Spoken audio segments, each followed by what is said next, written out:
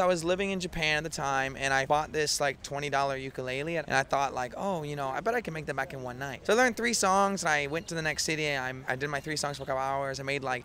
Hey guys, thanks for checking out the video. If you're new here, my name is Max. I'm the creator of Snipped Lads. We're a street interview channel, but we're also progressing more into vlogs and travel vlogs as well. Currently, I'm actually in Melbourne, Australia. I'm from Canada. In this clip, you'll actually see that the guy I'm speaking to is from the US. He lived in Japan, and he's been able to travel the world from busking, which is pretty cool. Pretty interesting conversation to hear how he was able to go to so many countries just from playing music and just having a good time. If that's something you're also interested in doing or learning how to do it, watch the rest of the video. I think there's a lot of tips that you guys will like. Anyway, we'll jump into the interview. So, what's your name, man? My name's Banana Man. Banana Man? Nice Yes. to meet you. So, we were just talking beforehand, and you were saying you're from the States. Yes. Which part of the States are you from? I'm originally from California, but Yeah, nice. I grew up, my dad was in the military, so I grew up in Japan, actually. How was that? It was good. I lived in Japan 14 years total. My mom's from Las Vegas, better than Vegas, that's for sure. You said you grew up 14 years in Japan? That's correct. Oh, okay, wow. So you went to high school, college? Yeah, I went to high school on the base, and then after high school, I went to American University online. Finished my degree there, and I left there 2018, and I've been traveling since then, doing my busking show, doing the Banana Man show. Nice, nice, nice. So what made you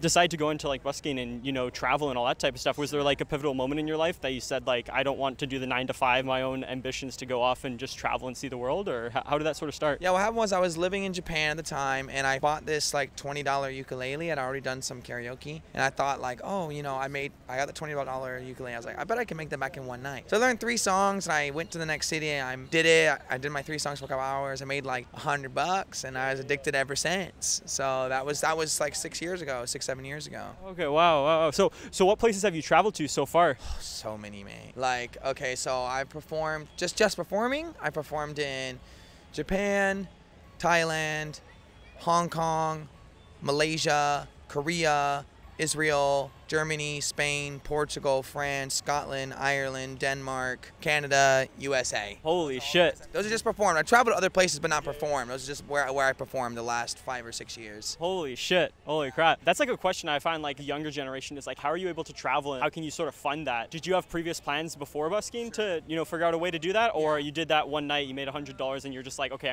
this is the way to do it? Definitely not. So my very first year traveling, before I traveled, I read a book, How to Travel the World on $50 a Day. That was like 6 years ago. I think you can't do it on $50 a day now. I think with inflation, it's probably closer to 70 now. But, I read the book, How to Travel the World $50 a Day. I had this job at the Burger King as a manager. I had $1,000 in my bank account. And I decided 1 year later, I was going to quit and I was going to travel. So then 1 year later, I was doing busking and I was doing some other side gigs and then 1 year later, I had saved 30 grand. So then I took, for the first year, I was busking a little bit, but I did have some money in savings to start out. And it took some time to make busking actually like a thing you could actually use to fund your travel. It took some time to get good at the skills to do it. I went through that savings in the first year, but then I was able to fund after that. And the key is right place, right time. If you find the right place at the right time, you're a champ. Wrong place, right time, fucking loser. So that's how it kind of works. So what would be your advice to somebody that is thinking about doing busking as like their way to fund their travels? Like, is there any ones that you'd recommend doing? Is there ones that you'd recommend staying away from that are like overdone? Like, is it super competitive? Like, what are sort of the rules and what have you learned like from the School of Hard Knocks of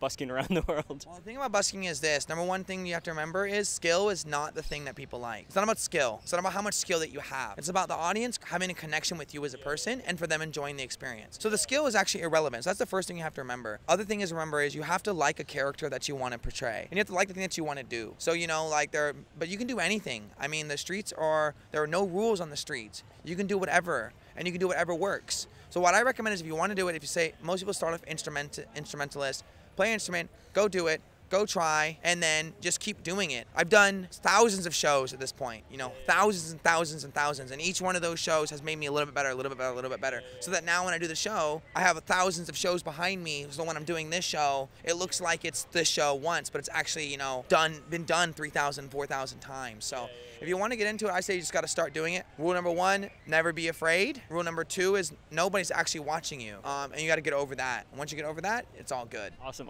I love that. What are your travel plans plans for the future? Like, where are you planning to go next? Sure. So this year I came here for in January to perform for the Adelaide Fringe. So I have some indoor shows going on in the Fringe in Adelaide. I've done Adelaide this is my fifth or sixth year, I don't remember, doing Adelaide. So I'm gonna stay for another week and I go back to Adelaide, and then I have an exiting ticket to Germany. So then I'll work Germany and then travel Eastern Europe, and then after that I'll go to Scotland, Canada, and then back to the United States. And then I'll probably stay in the States for a little while. Awesome. We'll end it on this note. What's your quote for 2023? What's the vibe for 2023? Oh, 2023's just started, you know? Oh man, there's so much. I'll tell you one thing I feel is that this year I want to try and limit the amount of substances that I intake in my body. It's probably like, I'm not gonna say quit, but I'm gonna say severely limit, because yeah, sometimes it gets a little bit too out of hand. So this year I'm trying to, you know, cut it down a little bit, basically.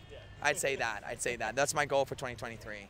I like that a lot. I like that a lot. Well, thank you very much. Thank you guys for making it to the end of the video. If you haven't done so already, leave a comment down below of what you liked, what you didn't like. In the coming weeks, what I'm going to be doing is I'll be posting one vlog of around Melbourne, and then also one street interview video based on different subjects, interviewing people in a wide range of questions from, you know, PG to R-rated stuff. Anyway, if you made it to the end, I really appreciate you so much. Love you guys, and I'll see you in the next video.